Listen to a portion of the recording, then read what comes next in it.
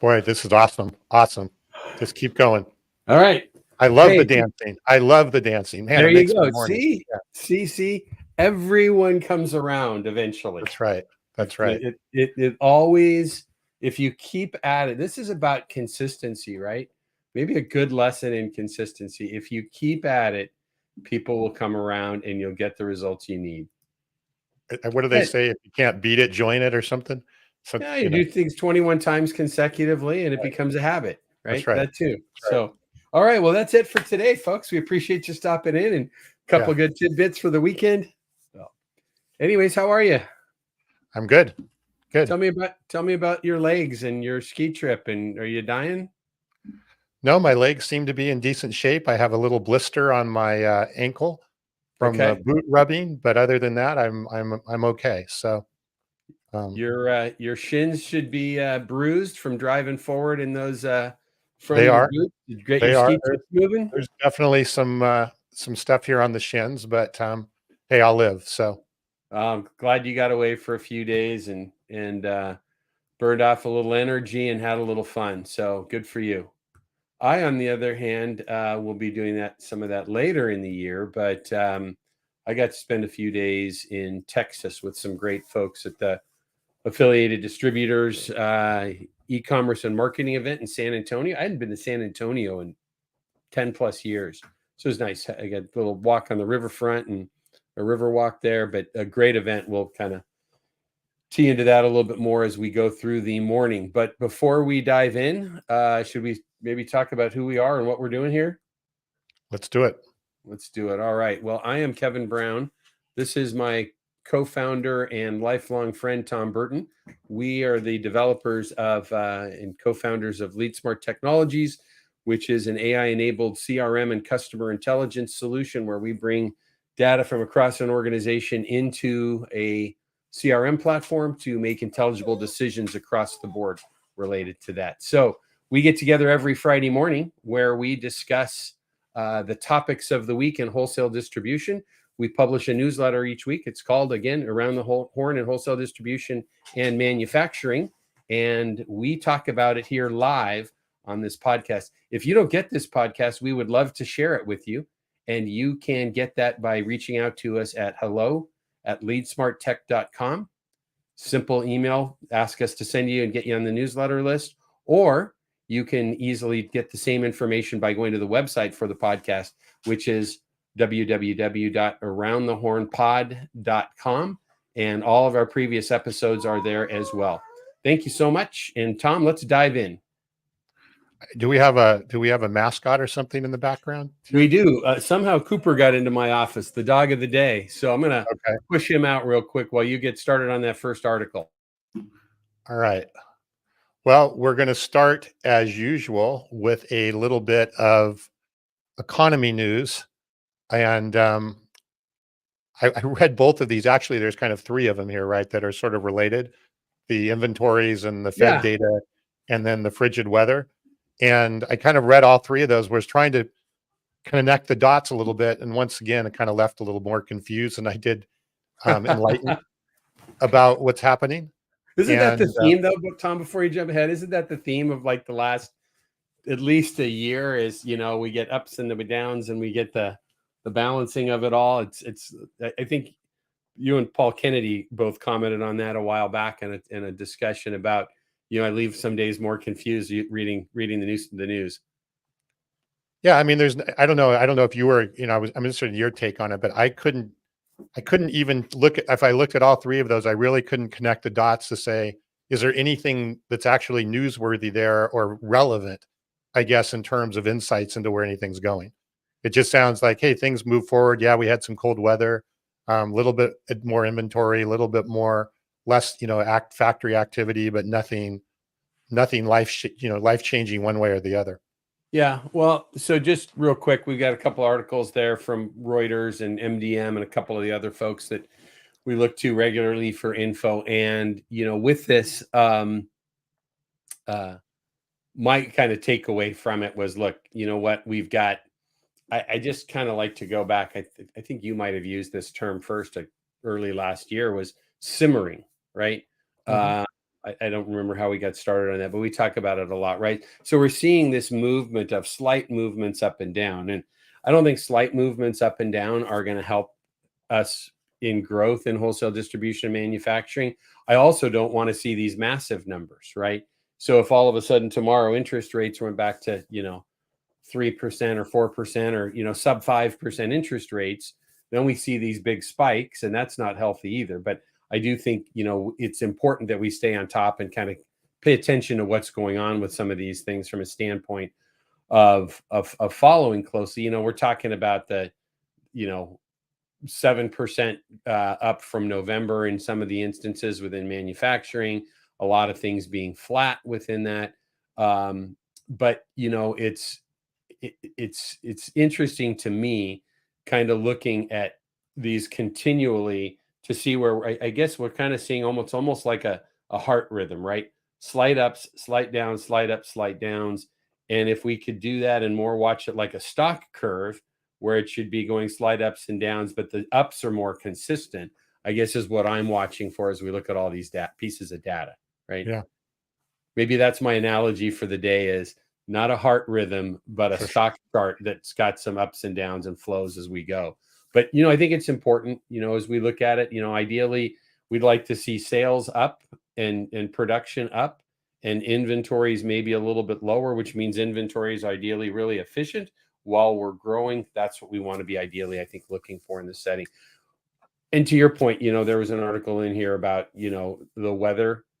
I think it's important to think about that as well. We've had a couple of big storms. Obviously, there was one earlier this week. We've got another storm coming here in Southern California, I think this weekend. So we're going to see those kind of seasonally or seasonality pieces with it. But I think we need to continue to watch it and look for that, hopefully look for that tick up. Yeah, obviously it has to be a trend over a longer period of time, but even in the last year, as you said, I think if you were to look at the statistic, it would be kind of flat Hmm. versus moving in any one direction. Yep. Yep. So anyway, I guess that's Well, better than going down or going in the wrong yeah. direction. In one of the articles there talked about, they highlighted the potential recovery in the manufacturing sector. And it's interesting, right? And why do we talk about these things week after week? And we talk a little bit about this. We always have a little bit about economic data in with this. But one of these articles even talked about, that we've had stagnation was the term they used in for 2023, and just kind of flat with things because of interest rates and so forth. But the relevance of all of this and paying attention to it is, excuse me, just the manufacturing segment, not distribution side of it, but 10.3% of the US economy. Got Mhm, to be paying close attention to this stuff and know what's happening with it. mhm. They talked quite a bit about, overcoming this stagnation, though, in a couple of these articles with interest rates adjusting. So, and I think, we just have to get to this place over the next, where are we at? Coming up on March before too long. It's more than the middle of February now. So we get into March and we start looking at what happens in May. If assuming the Fed doesn't do anything in March, then we get to May and we hopefully, and I think if we don't have any major changes with jobs and so forth, and some of the factors they're looking at, that we get to that May 1st dip. And then I hope we see that consistent increase. Yeah, I don't know if you saw the latest news this morning, but it was a producer price index was Okay. definitely higher than expected. Um, the CPI index was higher than expected. The 10-year note has gone up significantly. So I don't know. I wouldn't be banking on May at this point, at the way the data is actually looking, but My we shall see. thinking on that, I think we've got to adjust the data, what our expectations of Yeah, that data are, yeah. right? But I don't know that the Fed is listening to your I, advice on that. I tell you, I left a voicemail for Powell last week and I haven't heard back yet. But Yeah, when you look at, and you've always, we've been friends forever, and you've always followed the stock market and stuff a lot more than I have. But I just look at this and say the stock market, right? And what all of the economic factors that the Fed and so forth are looking at, they're not in alignment, right? To give us real good data, right? Stock market is saying, I could care less about, in theory, right? Stock market is basically saying, I don't care about what the Fed is saying and all those other things going on. I'm going to do what I'm doing.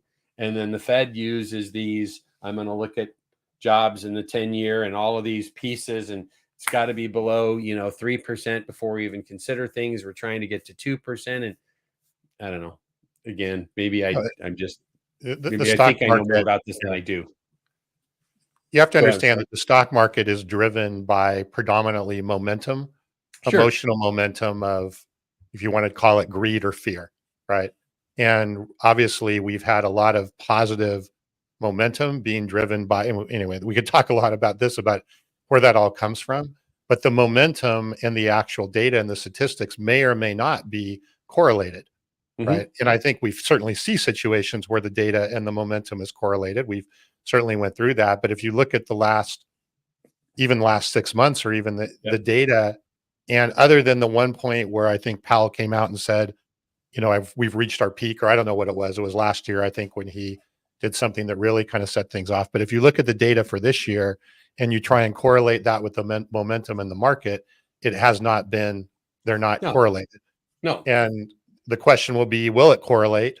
Don't know, but a lot of it's being driven. So, no. I think you're right. With that, it's just the it's interesting, and we've talked about this before too. Is so much of the trading on Wall Street is automated trading as well. I mean, look at what happened with Lyft earlier this week, wasn't it?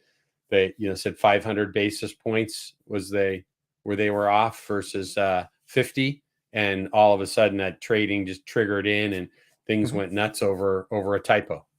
mhm. So good, So it's all right. Shall we move ahead? absolutely, absolutely. We got our friend Will Quinn is with us this morning, our recent guest. Glad to have Will with us. Seeing a little note there. Yeah, I don't know You if know what I he did? missed your dancing, but I bet he was here in time. I'll get a little more in later on. okay. What I didn't mention, Tom, in our intro was that the we're live this morning. It's 9 o'clock or 9:13 Pacific time on Friday the 16th. But we do this every week again, both on LinkedIn Live, YouTube Live, and Facebook Live. So lots of options to watch the live podcast and broadcast here. And then our editors take all of this information and put it onto all the podcast formats, the Apple, Spotify, Odyssey, all of those by middle of the afternoon today, and those will be available there. And I think I forgot to mention that because I had a visitor in my home office here this morning. So very good. Want to jump ahead to this e-commerce and marketing segment? Sure. Yep. So So, go ahead. yeah, go ahead. I was just going to say, there's this is from Digital Commerce 360. I always like to try and reference where our articles come from, but they have a chart in there, and they show the doubling over the last 3 or 4 years each year of marketplaces, right? And so I think we had an article a few weeks ago that talked a little bit about e-commerce in general having had some flatter spots last year. This article talking more about marketplaces, but it's pretty astounding. And I just think that my big takeaway was that in the next 2 years that we could be seeing over 1,000 B2B marketplaces available. And Well, there's in 750 vertical B2B marketplaces, what they said right now. yeah, yep. And I think they said, I don't know if it was 2006, what was there was like 76 or something of them. No, There was a real, yeah. very, very small amount. And now you talk about niche. I assume each of those are very, very niched Hmm. into certain verticals. I do have a question for you, and I know you were just at an e-commerce show as Hmm. well. Yep. I just struggle, and again, maybe it's just my lack of experience in this industry, but why as a buyer would I try and have all of these different vertical marketplaces that I'm buying from? Like, what's the benefit to the buyer for this? What's the benefit to the customer, the end user, for Yeah. all of these? And is there a benefit to the supplier or and to the distributor? Well, that's a couple of big questions. So this, one guy's take on this, and is I think what we're looking at when we look at all the vertical marketplaces, where they're more product category vertical, right? So it could be medical hard goods, it could be medical disposables, it could be things like that. Or we could get into, there could be one solely for power tools, as an example, different things like that. So I think that's where these numbers are coming. It's less about there's 25 of them that are solely for pipe, valve, and fitting or something like that, right? And then you have the different types of them of how they work, right? So we could talk about plumbing marketplaces. I'll try and use a good example. I think this might be a good one, right? Is there could be one where, hey, we're selling, the marketplace has water heaters and plumbing related tools and things like that, but there's no auction site for it per se, or great tool for finding the best pricing for bulk PVC pipe or iron pipe or whatever it might be. And there could be another one that is like, hey, this is a particular marketplace for lumber, right? Or lumber and drywall in truckload quantities. That could be a whole new marketplace in itself, just doing those types of things. So I think we get these unique pieces based upon what is it you need to accomplish, and then what marketplace are you in. Yeah, but I even like and I'll bring up Kelly's comment here. She Mhm. said eyeballs. Walmart gets 30 million views a day. Actually, though, that if there's 750 of these, that's a lot to spread eyeballs around. And Sure. I don't know. It seems to me that I understand what you're saying is that the fact that you can definitely verticalize and niche these very, very specifically based on what the needs are. It just seems obviously it's working because they're building more and more of them. And if there's going to be 1,000 of them here very soon, I just I'm struggling myself to see from an end user perspective how that's a huge benefit, especially when you get all of this and how this, you're actually then taking those eyeballs and you're basically scattering them over all of these different places that somebody could go. Yeah. And it seems like the experience could be less Well, than the ideal. the point I was trying to make with that is there won't be lots of them in each vertical, Okay. right? There will be, and think about it. Maybe a good example would be just you compared it, with your experience, and you know a ton about wholesale distribution, but you're a technology guy who only got involved in wholesale distribution, and understanding that more, was it 6 7 years ago, probably, right? So you know a lot, but think about where your knowledge was, where your learning curve has grown, right, in all of the segments, right? That we work mostly within Lead Smart. We work a lot in building materials and plumbing and HVAC and pipe, valve, and fitting and so forth, and then you move across into, I mean, you've got, think about the verticals that you have just within something safety related. As an example, you can have companies that you could have one vertical, just marketplace just for personal protective equipment that's high visibility.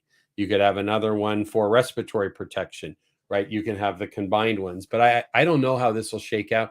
I would be surprised if you had more than 8 or 10 different ones, depending on what you do, but you would do different things, and there will be overlap, right? You can go to Timu or Amazon now, right? And there's others trying to fight into that place. I obviously Walmart, as well as Kelly mentioned earlier.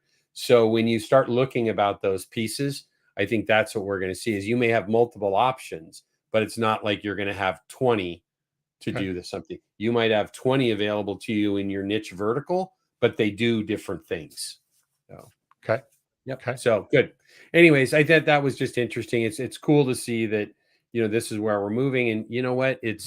I think one of our guests when we had our big show a few weeks ago with Mike and Dirk and Ian Heller, one of the comments was made is just you have to follow the customer where the customer wants to buy, right? Mhm. And what we see so often right now in this setting is that you've got um, uh, companies coming into this arena, right? That are, or that I should say, that have been in this arena forever, that are still trying to sell the way that they've always sold, and Sure. that's not a winning solution. Sure. All right. Moving ahead. You're on mute. Did Thank your you. Yep. microphone go out? That No, was it's usually good. my thing. I Oh, okay. muted for just a second. There's a printer behind me that decided to reset itself. So it was like going through Well, cycle. you have all So kinds of fun stuff happening today. I am Mr. Unfortunately, my phone's off and I've got some Yeah. do not disturbs on this You need to morning put because one of I those am, things up in your studio or whatever, so yeah, they're on going air. live. Yeah, Yeah, yeah. exactly. Thank you for that. So, anyways, but just finalizing, and then the last piece on that, is we've got to follow the buyer where the buyer wants to buy. The buyer is moving online. The buyer wants to live his. One of the takeaways that I had for this, and I heard it this week at the conference I was at, is look, people are moving more and more every day, and it's interesting because we didn't hear people talk about this as much, even early last year, but the words are being said very, very clearly now in lots of formats. Is the buyer that buys B2B products wants a B2B experience, and it's being said from the mountaintops now versus people tap dancing around it a while back, right? It's like, look, I ordered Uber Eats for my lunch, right? I want to get data while I'm eating my sandwich about what I'm doing for, a fastener order. And I want to have moved to my desk and have the same information available. I want access quickly and easily to product specs. And when I want to talk to a sales guy about showing me a sample or touring my facility, I want him to be available too, because that's how I live my life, right? Mhm, I can decide, do I want my groceries delivered or do I want to go to the grocery store? mhm. And I want to buy B2B supplies that way again. So, Well, I mean, that's the consumer experience is driving the business experience in all aspects of business, not just yeah, in wholesale distribution, but no, virtually everything. So, yeah, good. All right, we got to move on to something you're excited about. So let's jump ahead. As a reminder, we updated the newsletter that we put out each week around the horn in manufacturing and wholesale distribution, and the now we have specific segments. We have a segment this week that we want to talk about a few articles from about technology, cybersecurity, and AI. We've got a few of each of those going on here. So the first one, OpenAI is developing AI agents. Tom, you've been talking about this long before the announcements was made. So I'll let you fire off on this first. well, I think it might be worthwhile to take a minute and take a step back and say, what is an AI agent, right? Great. This is not anything again new, but if you've used Chat GPT, you've built GPTs, right? You Mhm. built your own custom GPT. So if you've either built those or you've actually used them, Built another those one are, yesterday. yeah, essentially those are quote unquote agents, right? The whole open AI, and if you, what is an agent? Basically, an agent is an AI tool. It's Hmm. obviously based around the AI model. It takes some input and it provides some output, right? So if you build an agent to build marketing materials, you give it some input, you give it a prompt, and then on the other side, it may create a blog post or a Right. data sheet or whatever the case may be, right? That's an example of an agent. When they released the whole ability to create these GPTs a year or so ago, or maybe it's not that long now, but a few months ago, and even some of the developer Mhm. tools that have came out, they said this was our first step in the sort of AI agent world. Mhm. This is sort of the baby step, right? You talk about crawl, walk, run. This is crawl. Mhm. You can build these and so forth. Now, what they're, I think, hinting at, because they're not available yet, is that now you'll be able to build agents that not only take input and give you an output, but then automate actions. So rather than saying, okay, build me a blog post and use my GPT that has all of my company data and all of that to create a blog post, it's going to be, you just said it here. I want to build an agent to order me lunch on DoorDash and Mhm. have it automatically go and do that. What is intriguing about this is that you would think, well, God, that would be very difficult to build these automated things because you'd have to know API code and how you link to all these applications. And what they talk about in here is that they're not going to use API. These agents don't use APIs. They basically emulate what you would be doing if you were sitting at the keyboard. So if Mhm. you were going to go order DoorDash for lunch, you would sit down and go to your mobile app or your desktop and you would put in what you want and order your food and blah, blah, blah. Right. What the agents will be able to do is be able to automate those actions, almost like keystrokes, emulate what you do on all of these different sites. and then it will learn, hey, you'd always order sushi for lunch or whatever the case may be, right? It's going to learn what you do and then be able to automate those things as you go forward. So when you think about the number of business applications that are out there, you wouldn't have to rely on APIs. And Kevin, the hell that we've gone through dealing with APIs with Right. ERP Sure. systems and all of that kind of stuff. And we've talked about it on the show about APIs and some of the, Mhm. companies not letting you get access or charging large amounts for them. In theory, this could bypass the entire Well, API that's what ecosystem structure. right. That's what I wanted to kind of talk to you about. There's two things that I think we should talk about with this, right? So to boil this down, I think you did a nice job of identifying what those are and what they would be, right? Is we have different things that we'll say very easily by voice command, likely do something mundane that says take this data, right? And maybe it's we get to a place where we can even tell it what file that spreadsheet is in, or we can take a bunch of statistics that came out of an article earlier and say take these multiple articles, take the data from them, and by a voice command and put them into a spreadsheet and send them to these three people, right? Mhm, So that's manipulating data in that setting. But then the next phase of that would be, and then if John responds with these three responses, then schedule a meeting for John and I next Tuesday, but schedule it for both of us by you working with his assistant to find a time that works out because we should meet in San Diego face to mhm, face. mhm. And now all of those things trigger, right? Because we would now have hotels booked potentially. We've Our assistant looked at John's assistant's calendar. Maybe it sent a reminder to John that says, "Hey, Kevin wants to meet with you in San Diego next week. Are you cool with that? Everything looks smooth for you, and I've got flights standing by." Right? I think that sounds just astounding. For me, I've looked at it from a way of and I'm coming around to using AI in this in a lot of settings is show me that use case and let me ease into it. Let me get comfortable with some things that I saw it. I saw it actually from from an analog world. I saw some digital things happening that now I have a confidence in, and I can take another step closer to that on a consistent basis. That's kind of my takeaway from this. Yeah, I think that, I've always told you, or I've been saying, beating the drum, Yeah. right?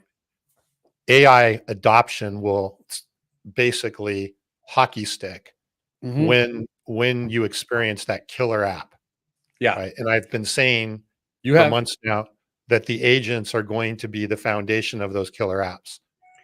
Yeah. What So And I think again, obviously the devil is in the details if this works right, but if it works the way that they're saying that's going to work, where you wouldn't need to use APIs and you could basically emulate anything that you're doing through an AI and assuming or an agent and assuming that they even work halfway decent and they don't go off and do crazy stuff, right? You look at the potential, not just a killer app, but the killer applications that are possible from that. And just, in your personal life but alone, but look at the business side of that. It right. really completely allows you to rethink a whole lot of ways that you go about everything that you do. Yeah. And I do believe that when that is making your life way more productive, easier, enjoyable, opening up opportunities that you wouldn't have before, that is going to be the killer app of AI. And that is going to be what I believe, which will skyrocket the adoption and change it from being, well, let's, stay on the sidelines and kind of watch and see how it goes to how Mhm. fast can I get this into my company? So that's good. I got a couple questions I want to ask you about this. I wanted to hit um, Will's comment there, right? He said a new way of saying your people Yeah. talk to my Yeah. people, right? Yeah. Um, and I see something like that, and I do like that thought, right? I see that moving to a place where we uh, the groundwork is laid, and I'll just use Will's comment there, and I need to meet with Will. I've shared a bunch of information with Will. I've had all of that automated. Maybe I had it sent to myself as well so we could, I could spot check things along that way. But I could get all of this groundwork done before I even do a phone call with Will. right? Mhm. So I could, or I could send, Will's in Chicagoland area. We need to meet in San Diego. Our agents have done all the work. I could then call Will because I still want to live in a human personal world, right? And say, hey, Will, are you cool with all of that? Did you get everything? Are you comfortable with it? And we talk personally for a moment and say, great, I'm going to get there. Hey, I just heard about this new restaurant. If you're cool with having this kind of food while we're in town, I'm going to have my agent book us a meal. But we get to play that, right? All the legwork about what we're going to do got done by our agents by managing the data, managing the trips, all of those things. And we're kind of separating the resources that it's going to use. It's going to do things like preparing things for documents, evaluations, analysis, making spreadsheets, be able to do some of those things. And then the separate piece of it that becomes more personal is it prepares us to go make that trip. Yeah, and again, the trip is or the meeting is just one little sliver Sure. of the hmm possible things that could be No, automated. no, no. That, and But I'm this is a hypothetical out right, of, right, or a use case out of millions of them, right? right, That right. that we could be with that. So, But I uh, really want to emphasize the API thing because right. That's where I was right headed. now, Next. integrating applications, as you know, and if we live through every day, hmm is difficult, even with APIs, right? It's requires programming, it requires a whole lot of things. hmm You remove that barrier of the API, and you look at all of the ways of connectivity, potential connectivity between technology and just anything that you do. It's Right. it's really, really mind-boggling when you start again, I'll have to believe it when I see it, right? But if you just look at where obviously a lot of billions of dollars are being invested to make this a reality, um, it is going to become a reality. It's just a matter of when versus if. So uh, I want to unpack two things related to this because this is an important topic, right? And I mean, we could probably do, in fact, this will be a great conversation. We've got next month, actually, I think it's in April. We've got Lynn Chase coming on with us. And I met Lynn at an AI conference last October. And she was one of the keynotes. And Lynn is, has been in the AI world for 20 plus years. She's it's Dr. Lynn Chase. And she's fun. So it'll be a good discussion. But this might be a great kind of key for us to chat about this because what I really want to do, we're here to help folks that are in manufacturing and wholesale distribution understand the things that are going on in the world, whether it's economic or it's IT or it's people or whatever it is, and AI, to help them understand and unpack what this means to them moving forward. We wouldn't exist. We wouldn't come here every Friday if it wasn't for that. And our goal with Lead Smart Technologies is to support companies in their digital transformation and digital growth by helping accelerate their business's growth in general. So this is important stuff because how we work could be extremely different in the coming months and certainly years. So a couple of things with that, right? Let's take a step back. We have people that join us regularly who maybe even an API isn't clear to them, right? So I'm going to describe this one and you enhance it. Is that all right? I guess, sure. Yeah, because I'm the less technical, right? So application protocol interface, right? It's a set of Programming, tools. application programming. Programming, I'm sorry, programming. Thank you. So what it allows us to do is, and I was literally talking to my wife about this over lunch yesterday because we were talking about this article and some other things. And I used the example of her calendaring app that she uses with her customers. And my wife has a marketing design and print company. And she uses Calendly like I use, right? And we connect Calendly, which is a SaaS or cloud-based software program that we access through a browser, to a desktop product called Outlook, in our case, or Gmail or whatever. And those two things can talk, right? And it says, don't allow anybody to schedule on Kevin's calendar because the software product Calendly can see Outlook and says Kevin is not available. Those are APIs, software, not software, but code that has to connect two pieces. To your point earlier, we see this every day where we work with customers that struggle with APIs from their legacy type ERP systems that aren't easy to use, and we're solving those issues day to day. Right now, everything we want to do is a big world of APIs.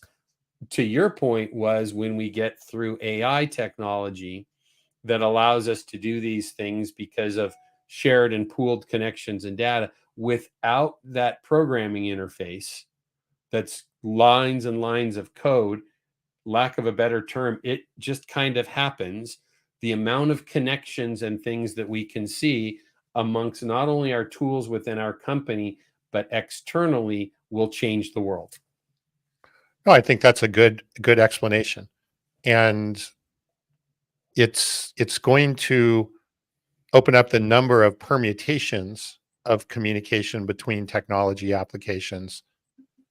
And you're going to be able to train the whole idea, right? If I sat and watched what you did every day, or I let the computer watch what you do every day, as you said at Mhm. your, we can look at that and then use that to train these agents to say, how do we best automate, or where do we want to automate the things that are being done every day or whatever, as an individual, as an Right. organization, as a team, as whatever the case may be.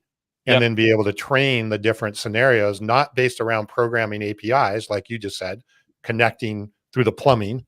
from Outlook into your calendar or whatever the case may be, That but was to just the best actually be able to, example I can think of. right, but to train based on the actions that you actually take and want to Right. do between those. So anyway, very interesting. They've talked about this for a while. I think we're going to see the first glimpse of this. It'll be very beta and very rough, I'm sure, but I think we're going to see the first glimpse of this probably in Q3, later Q3, into the summer, fall Okay. timeframe coming from OpenAI. There's other companies that are doing this as well, but I think from the OpenAI perspective, we're going to see this somewhere in the, Yeah. later Well, this year. I want to go, if you stick with, before we move on to the next article, I've got another question that goes with you. To go, I can't remember the name of it quickly. You sent me a link a couple of weeks ago, probably a month ago now, about a device, right, that had been developed. What was it called again? The rabbit. Yeah. The The rabbit. rabbit, right? Yeah. So it was, it kind of looks like a smartphone, but it doesn't have smartphone features. It's all AI. So let's, before we go on, talk a little bit about this from a standpoint of, um, where will this take place for us, right? Right now, I go to my phone and where are we at? What is the smartphone? 15 years old, the iPhone now, something like that, right? 2008. Yeah. Okay. So pretty close there. Um, that changed our world, right? So most of us are thinking about, okay, I either work on a phone, a tablet, or my computer. And I have all of these apps. I have software programs as well. Tom, I'm asking you this as a computer scientist. How does all this take place? Is it on my device? I know Apple's talking about having your whole language model for what your personal needs are on your device. What does that look like from a, where does this stuff happen? Well, when you say where does it happen, where do you train the agents, or where do they Well, actually? let's look at that, right? Model has to be trained about what I use. Where's that happening? How am I going to then access that, and what does that likely interface look like from what we know today? It's going to be different in months and a year, but Right. from what we know today, what does that look like? So I believe the training aspect of it will happen everywhere. So whether you're on a phone, a desktop, a tablet, or your AR glasses, or whatever the case may be, Hmm. right? A lot of the training, I believe, will occur omnipresently wherever you're Right. dealing with things. And it's not just, it just happens automatically. You're going to have to, you know, either as an individual or as a company, work out how you go about the training process. So the training Hmm. process shouldn't be underestimated, but it will happen everywhere. Yep. Where it will actually run and be executed, I believe, will predominantly be on a mobile device. And I think it'll predominantly be voice driven. Hmm. Um, Also, maybe not even entirely, again, once this whole thing with AR and VR actually becomes practical, they'll have other things that will drive it, but short term, it'll be voice driven. Right. So you would just, and if you look at what Siri is trying to do today, or even Alexa, and they do it very poorly, they're trying to take away, well, you go to this app and you go to that app. They're basically trying to say, you tell it what to do, and then it will try and figure out what to do. It just does it very poorly. Poorly. Yeah. Yes. But if you look at that and said if that was being done very well, and you just basically say, order me lunch, I want sushi, right? That's all you have to say. It then does everything else, and then the sushi shows up at your house, Mhm. right? From the place that you want to order the sushi from or whatever the case may be. Or it So may ask you, do you want Muse sushi or Genkai today? And maybe, it yeah, knows what you right, normally right, like, right, right? right. You normally order this on Friday. I don't know. So those are the types of things that are going to go through. I do believe it's not that the desktop will go away. I do believe there'll be a lot that will occur on the desktop, but I do think more and more the mobile device, the tablet device, the all of that is going to have way more capability rather than jumping around from app to app to actually execute on these things. And yes, with the new Apple phone that's coming out, I think later this year, having the ability to even have a local model, having local data on your phone, personal information combined with it's just you start to connect all the dots here and you can see where this will go and what the capabilities will be. We haven't seen it yet. We haven't experienced it yet. Right. So we haven't had that killer app moment that we had in 2008 with the iPhone and with a smartphone, but it's coming faster than we think. So that's great. So it just triggered for me in this conversation is, I think it was Steve Jobs who had said, our job is not to give you what you want and create the product you want. Our job is to show you what you will need, right? Mhm, And I mhm, think that's where we're headed. So I do like this, where all of this is headed. I think what's going to be interesting for us is, and well, I'm sorry, I'm going to take a quick step back. What you talk about, what Apple's doing is right now we have a large language model, right, that's accessing the internet and all kinds of other pieces of data when we use ChatGPT as an example, right? That's the world. What's going to be on our phone is portions of the world, but everything about Kevin. mhm, And it's going to know me, which is mhm, why we're able to do that on a singular device. Where mhm, we're probably headed long term is the world will be available to me through my glasses that I'm reading, through mhm, my device, and those two things will be synchronizing as well as wherever I'm at my desktop. And my mhm, desktop will probably launch new things when I set my phone down because my glasses see that I'm in front of a desktop, right? mhm. These are the types of things that are not far away from us. Um, that are going to be very quickly available to us. I'm going to tie this back to why we're here every week, right? If I'm in manufacturing and I'm in wholesale distribution, I have got to be thinking about how this is going to impact my workforce, my customers, and the growth and change within my organization. And I need to be thinking about those things today. Do we have to have it figured out? No. But am I moving the direction where I'm preparing myself in my organization for the changes that are coming, where my buyer is going to have more data available to him than we ever had, right? 20 years ago, when I started 30 plus years ago, when I started in wholesale distribution, a guy showed up in his van or in his sedan and went into the factory with a bag of samples and said, "This is what's your available to you." And maybe two or three other guys did the same thing and they bought based upon our recommendations. This is a whole different world. Mhm. So, anyways, I'll get off my soapbox, but I thought this was a really exciting article for us. It's time for us to be preparing for this. That article also said that Google had some of these capabilities to schedule appointments and things like that in 2018, but they never launched it because they thought that the world would not be able to handle it. So, November of 2022, ChatGPT came along, and now we're moving much quicker into this arena. So, good stuff. All We right, will should we jump we will ahead? keep everybody posted as the story Yeah. develops. Well, Yeah, and so we're going to continue to talk about this, right? Because I yeah, mean, it was great. We talked about earlier. I was at this event earlier this week, and I had, I probably met close to 10 people who I'd never met before. Some of them I wasn't even aware of their companies who come to the podcast every week, and that's just so just love that, right? I met a gentleman latter part of the day on Wednesday, just before we were leaving, and we hadn't had a chance. I knew of his company, but we hadn't had a chance to meet before, and he's a regular coming to the show. So I think people are looking to us to bring some of this to them. So, anyways, a couple other articles in our same technology session here, or segment. Article from Inc. magazine: Google had and we'll move on this really quick. Google had an article or an ad on the Super Bowl about uh, accessibility, right? And it was a really neat thing. What they did is they had, a blind man was able to showed how he's able to like capture important moments and enhance his relationship with his girlfriend based upon just how he uses his smartphone. And we could spend a lot of time talking about that. Takeaway for me, and what I thought was really cool about that was, and we have this in our technology segment here about AI and technology.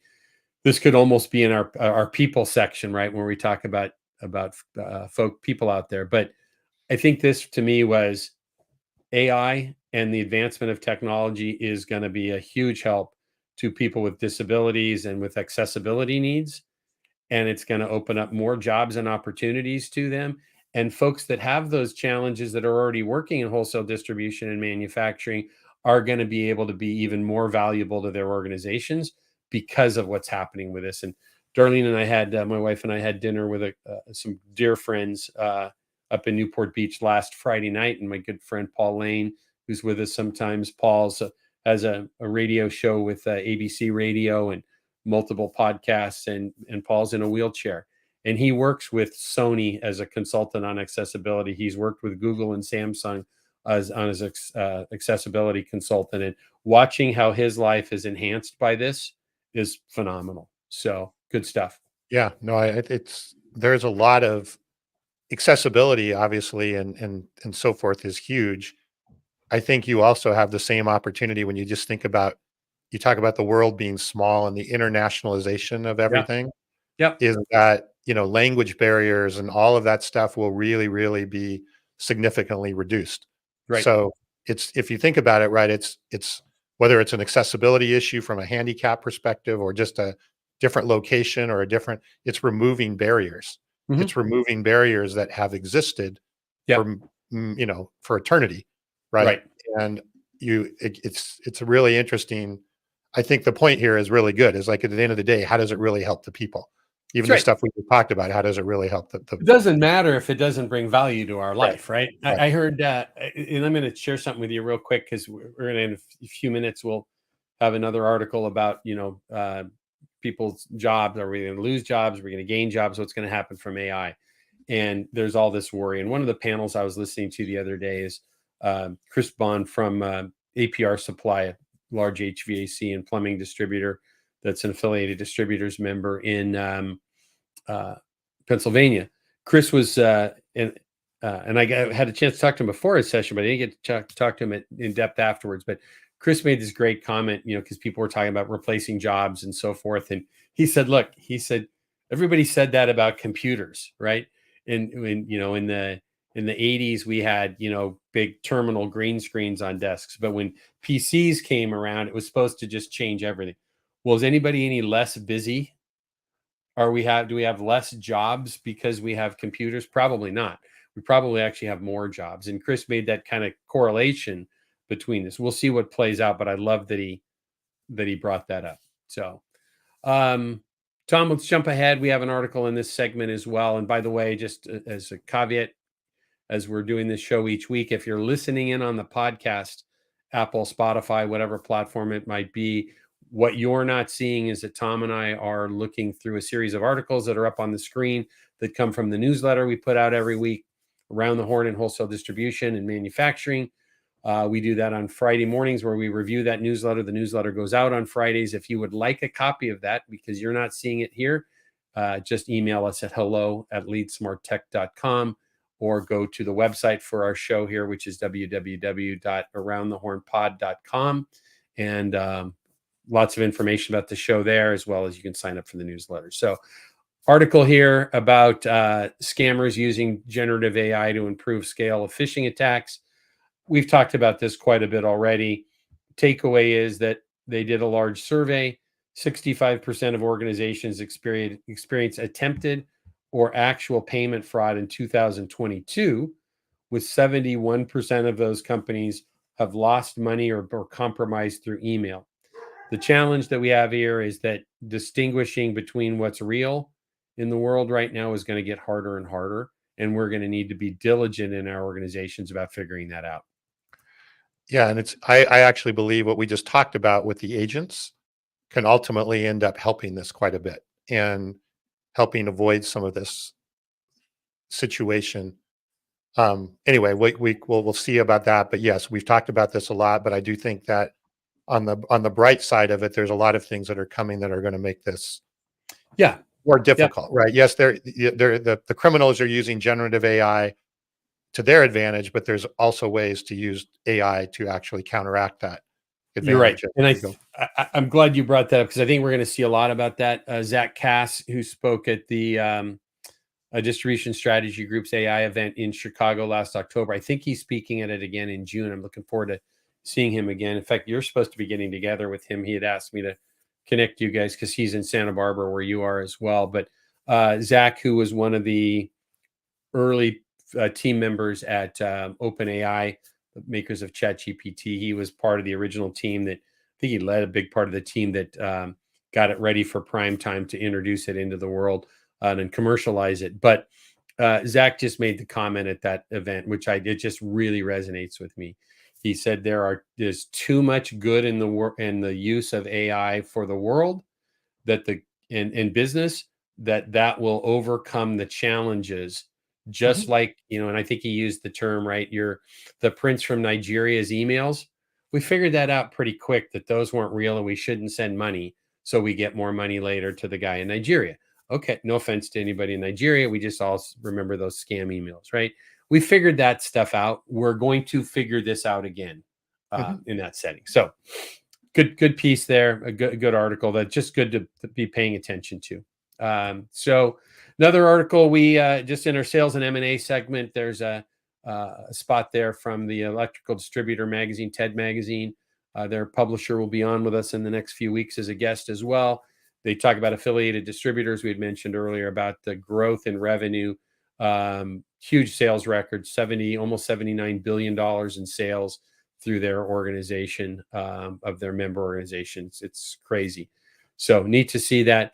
Uh, Another article that was published that we reference here today was about seizing opportunities for growth and innovation in 2022, 24 and beyond.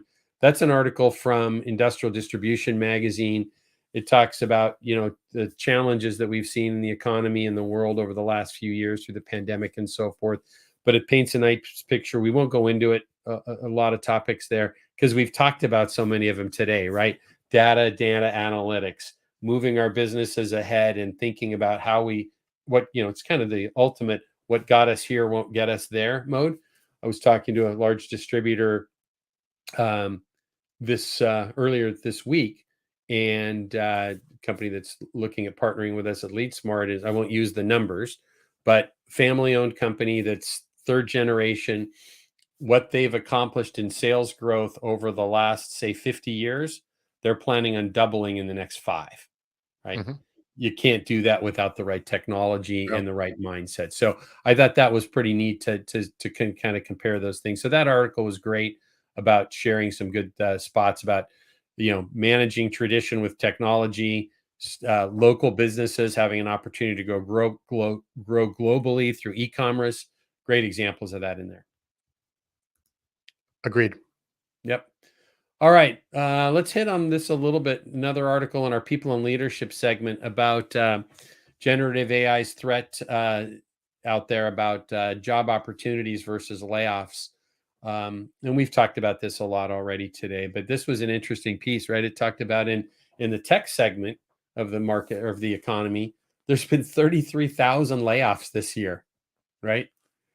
But it was interesting. It was talking about it's not tied to AI, right? It's tied to Wall Street typically, or companies that just haven't been able to scale and make it that are closing down. So, what were your takes on some of this piece about?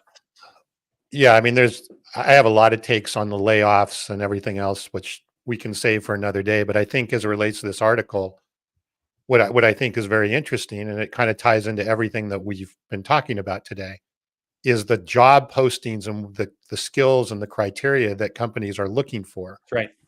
are very different than they would have been maybe even 6 months ago. Hmm.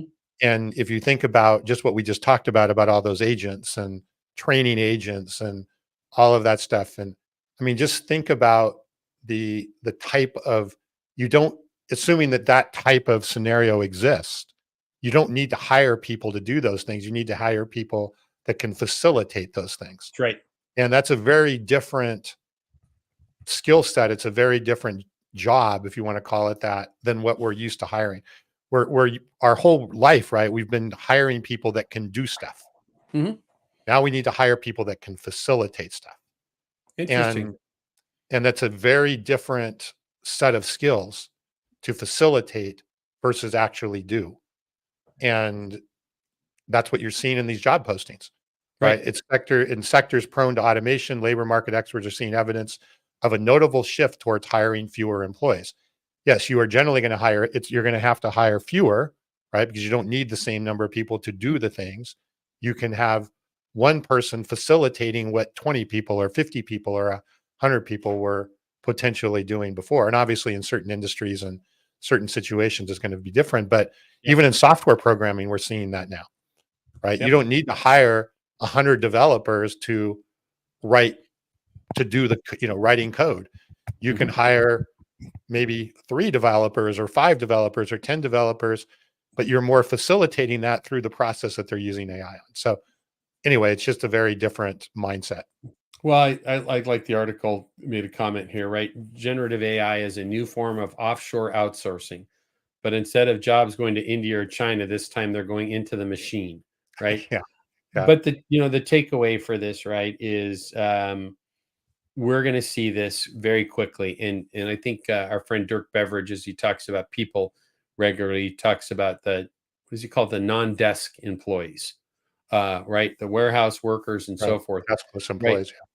And so what comes to my mind about that is those people are going to become really valuable because when all of a sudden their smartphone, right? And this can be happening later this year to your comment earlier. Apple releases an iPhone that's got a language model built into it on my personal device. I am going to become very uh, conversant in using AI tools. And it doesn't matter whether I drive a forklift or I'm running IT at a manufacturing plant or a distributor, we're all going to become more conversant in this. What I loved about it is it talked about changes coming where people will be getting what they called micro credentials, right? So you don't need to go be an AI expert to work in a manufacturing plant about everything AI does. You might become a micro credentialed in ERP and AI, or micro credentialed in warehouse management and AI. And I thought that was a really unique point. So Yep. I think we're gonna see changes. I don't know that it'll be interesting to go back and see net what we end up with. But I don't think it's gonna. My opinion is I don't think we're gonna see because just because I need fewer workers in my business does not mean there's not a spot for those people, right? Those people that have those skills will find somewhere else to be just because there's new businesses starting every day. And this is going to be generative AI is going to help more and more businesses get started as well. So, Yeah. I mean, hey, there's, again, you're going to have, I agree, the micro credential thing I think is really interesting, but we've talked about this before. As an employee, right? You're going to have to be able to really be able to understand the business, mhm, right? A lot of times employees don't really understand the business. They understand their job, right, they don't understand their business. So you're going to have to really understand the business, whether that's in the sales, mhm, marketing, whatever, production, whatever part, operations, whatever right, part of it. And then you're going to have to know, again, as I said, how to facilitate that and what we're trying to accomplish in that business. mhm, So the skills and the things that as an employee you're going to have to be able to do, which makes sense on the micro credentials, because you can't be, it's unrealistic to think you're going to know every part of the business, but you might be an no, expert in the sales and marketing aspect of it, or the customer service aspect of it, or the whatever the case may be. And then there are going to be people that are going to have that more holistic right. view of everything that's there. So, It's good. and that's where Yep. the big salaries I think are going to end up getting paid. Well, very much Anyway, could be, and the last thing about, Kelly made a comment here in the chat about, and this is something that you've mentioned, right? I think ubiquitous is the term that we've used, right? Going to our smartphone to use an app and check on whatever it might be has just become part of our life. Yep. our life will just be a little bit different, where co-pilots are doing different things for us. I mean, it'll be interesting in 5 years for us to go back and play through some of these episodes as we've been talking about that, to see where we talked about things were and where we actually have come, right? We're going to be Yep. giggling about it because, I could be sitting on the beach this morning doing the podcast from there and getting fed information under my eyeglasses, and that's just part of life. So, good. All right. So, kind of jumping ahead, we've got our industry scuttlebutt section we do each week. A couple of good articles there about our friends at Veruz and Paul Noble and his team getting involved deeper with both AWS. And this is really an interesting thing because, well, thank you, Kelly. Kelly made the comment that LeadSmart will be the driver of some of this. We hope so. That's the intention. So, Paul's company, Veruzen, works with manufacturers on both automation, AI tools, and so forth about driving results.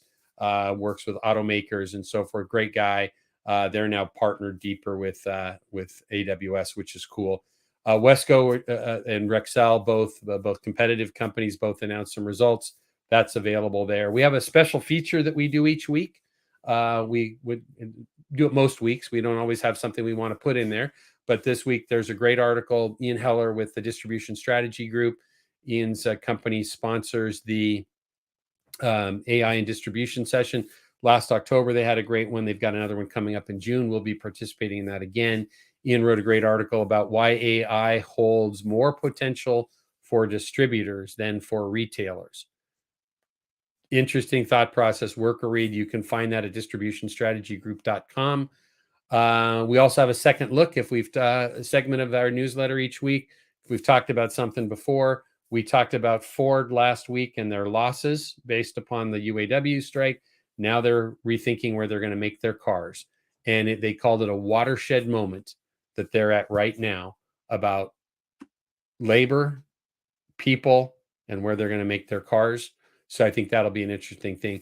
Finally, in closing out today, we had an article that we try and post each week. We call it Good Reads. That sometimes is about executive health. It might be about leadership. It might be about organizational development, or it just might be something fun. Nice article from Inc. magazine, seven examples of poor leadership behavior that limits business success. If you were running a team, I thought that was a good article. Again, if you don't get the newsletter, reach out to us at hello@leadsmarttech.com. We'll get the newsletter. That article was from Inc. magazine, 7 examples of poor leadership behavior that limit business success. So that's it. That covered the newsletter for the week. Yeah, and I do. You just mentioned the leadership piece. I think that, and maybe we should go back and post some of this from the conversation we had with Dirk few weeks ago.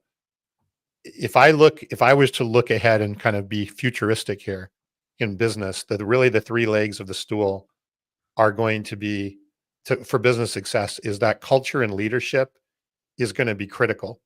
You combine that culture and leadership that Dirk was talking about. You talk about the AI adoption and in the use of AI intelligently and productively. And then you look at just how you are hiring that we just went through. If you Mhm. look at all 3 of those things there, they all are interrelated. And if I and I think, we're trying to do this on our own business, right? That it's not just this isn't just about wholesale No. distribution. I think any business, the 3 things that you've got to be thinking about is your culture and leadership, how you're going to incorporate AI into the business in the way that we've talked about it, and what are the types of people that you need to be bringing on to facilitate what you're going to be doing in there. Again, with the right leadership and the right culture, the 2, 3 Yep. all feed on each other. So it's it's to me becoming very, very clear. Those are the 3 legs of the stool that are going to be critical in business that I think have often been overlooked, right? And that's what one of the things Dirk's big points is. You know this is being recorded, right? Oh, it is? Yeah, Oh, because you coming, and I will say this with all due respect, right? Having we're both older than most, and so we had an early career where people just got stuff done, right? And so you sometimes we were in a meeting a couple weeks ago, and you're like, culture, it's just not what I think about all the time, right? It's not necessarily oh, no. it's not your thing. Hey, It's not that it's not your I'm not thing. immune to this new world, right? It's No, like it's but it's the fact of the matter is it is very important because think about it, you don't want to be bringing in people that you're really going to ask to really learn a lot about your business and become fluent about your business and Mhm. how to facilitate your business, and then have a crappy culture and poor leadership and have them running and jumping from job to I mean, that becomes untenable. So I Yep. do believe that actually the job hopping part of this, we're going off on a tangent and I know we need to wrap up, but the job hopping part of this, which we've seen over the years, I think the idea of a career is actually going to come back. You're going to get Mhm. people that are going to spend longer times in a job. And so if you're going to try and create that environment, the leadership and the culture is very important. It's not an area that I've certainly have been very good at, I don't believe, in my career, but it doesn't mean that it's not relevant or super important as we move ahead. So Yeah. Well, I made that comment that you would, about that not being your thing, but the reality of it is you you build a culture within your team and help me within our organization that is just by being a good person, right? I think where I don't want to put words in your mouth, but your disconnect on culture is the concept of I have to go work on figuring out what does culture look like, and yeah. things like that, right? As opposed to you develop on your own a good culture of a good But place if to I be. look at my first job, right, what I walked into a first tech job, they handed me a pile of manuals and they said, figure this out and go do your job. Hmm. Right, which made sense because I was hired to do a job. Hmm. I wasn't hired to facilitate doing something in the organization. Hmm. So, had I been hired for a different purpose, the Yeah. culture and the leadership and, it took me probably I worked for that company, my first company, with 11 years. It probably took me 3 years to figure out what the hell they really did, right? Because Wow. that wasn't what I was trained on. I was trained to do my Right. job or asked to do a job versus understanding what the business was actually trying to do. Yep. So, anyway, I know we're going off on a No, that's tangent good. here, but No, I it's think good it's very stuff, important. right? But I think that is I think it's a phenomenal point you made, right? Is maybe by having the right culture, right? And the right culture is not ping pong.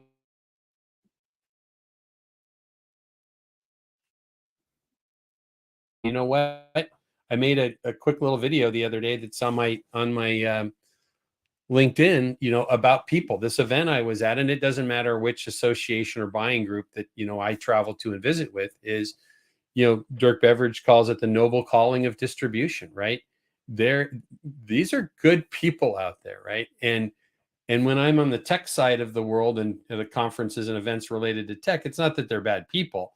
There's just a different feel than there Mhm. is that when I visit a customer, and I'm getting ready to get to the East Coast and visit a bunch of customers the next couple of weeks. And um, it's a different feel and a different take. So culture is an important piece of this. So it's good. Let's wrap up on that, right? Yep, let's do it. Um, yep, good. Tom, thank you for today. Thank you for the comments. Thank you for those that were here with us. We're appreciative of that.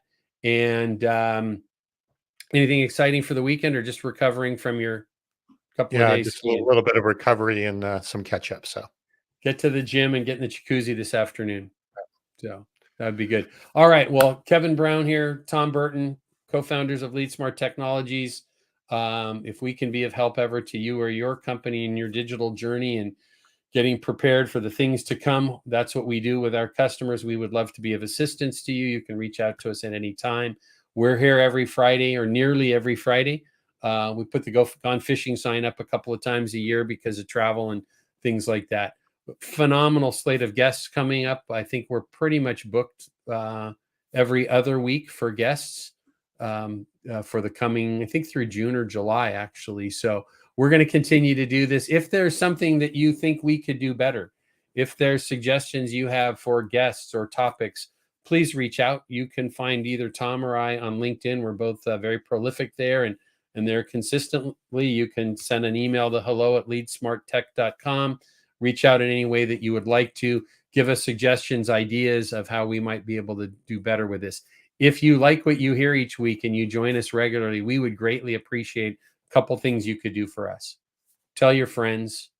When you get the invitation, if you get one from LinkedIn, click the attending button, go to the Lead Smart Technologies page, follow that page. You'll get those updates as well. If you're listening on YouTube, Facebook, click the like, subscribe, or follow button where it might be.